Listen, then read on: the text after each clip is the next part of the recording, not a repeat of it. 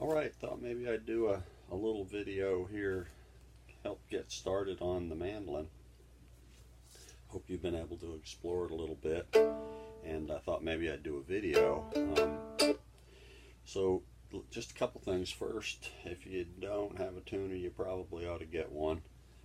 One of the most important things about tuning a mandolin is the pairs are tuned together. Nothing sounds worse on the mandolin than having the pairs. I mean, you can have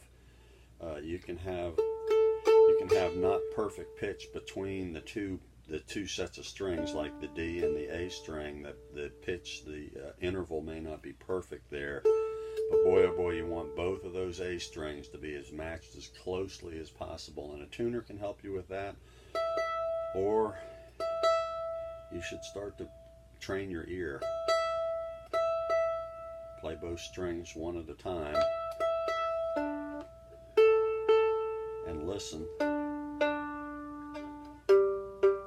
and make sure that they're as close as your ear can get, and you can use your electronic tuner to help you get there as well. You know, one of the things that you'll want to work on is your right hand. Let me just back up. The whole secret to playing the mandolin is your left hand and your right hand are working together simultaneously, doing things together, and that obviously takes some practice to get there. But right hand, you want to be able to start working on down ups. I'm on the A string. Again, let's go back over that. So I've got G, D, A, E on the mandolins. So on the A string, just do down up and try to make them about the same pitch, or the same volume.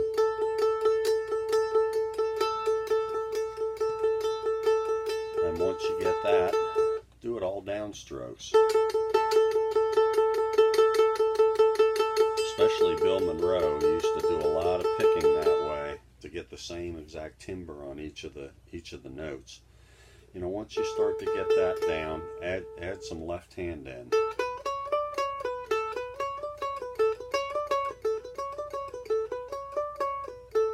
Start out slow. Make it as clean as you can.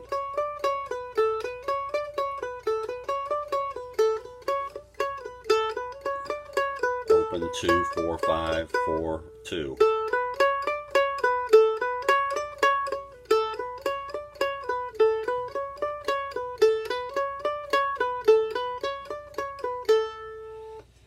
And then you can even hop strings.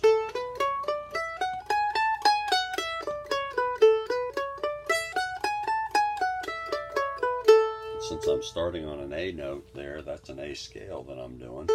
So it's open 2, 4, 5, open E string 2, 4, 5.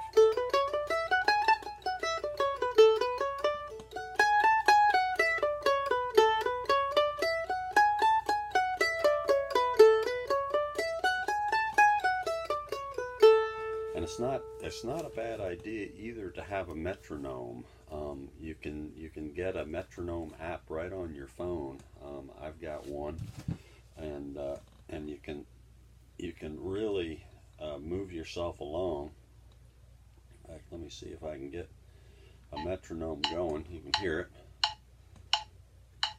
You can hear that in the background once I've got it going.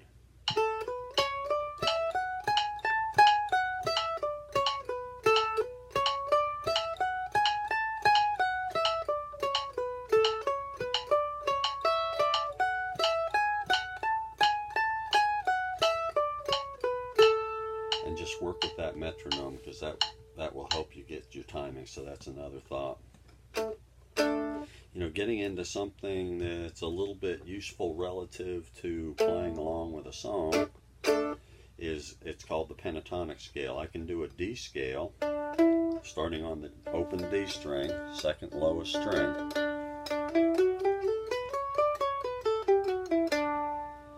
or I can do a D pentatonic scale, 5-note scale. You know, a normal scale is 8 notes. 1, 2, 3, 4, 5, 6, 7, 8. 1, 2, 3, 4, 5, 6, 7, 8.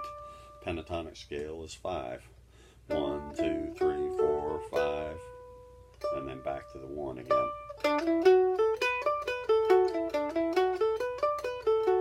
So let's go through a pentatonic scale in D, delta, in the key of D, and then I'm going to show you how you can apply that to a song. So the whole pentatonic scale, I'm going to start on the 2nd fret of the G string up here.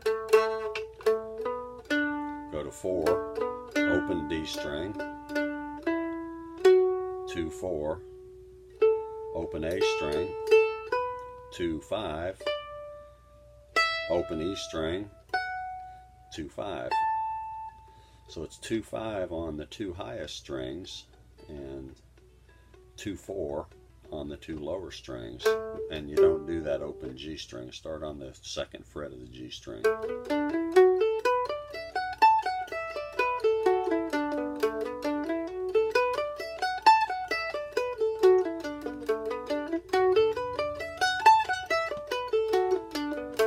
You know, and a lot of practicing a musical instrument is just that. It's kind of over and over again, and you have to kind of get in a place that you enjoy that. To me, it's, you know, if I sit down and I'm doing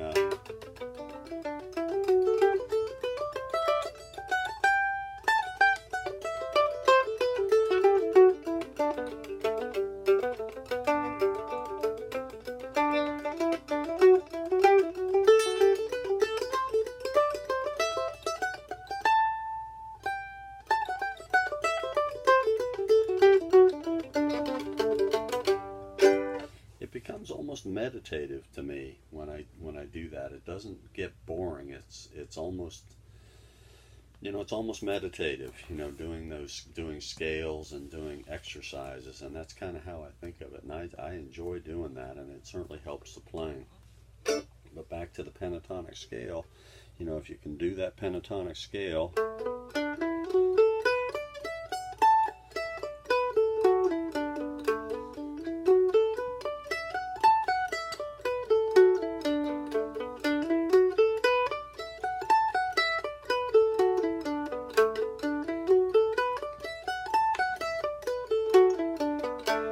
once you have all those notes and you're comfortable finding them, then you can say to yourself, well, let me see, maybe I'll do this song. You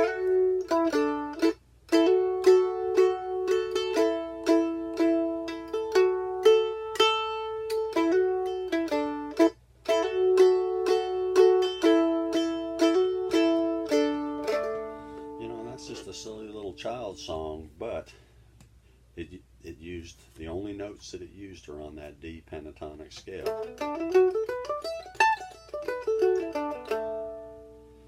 And you can do other songs. That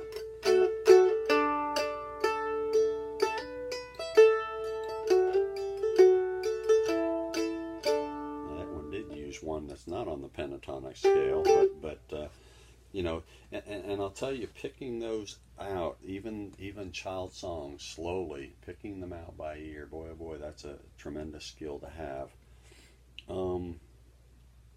There's obviously a lot of lessons in those files, but if I start on, let's not get into chords, that'll be a whole nother lesson by itself. So I think that ought to do it. That way we went over some tuning tips and pentatonic scale, some right hand and left hand exercises. Give those a whirl and let's see how you do.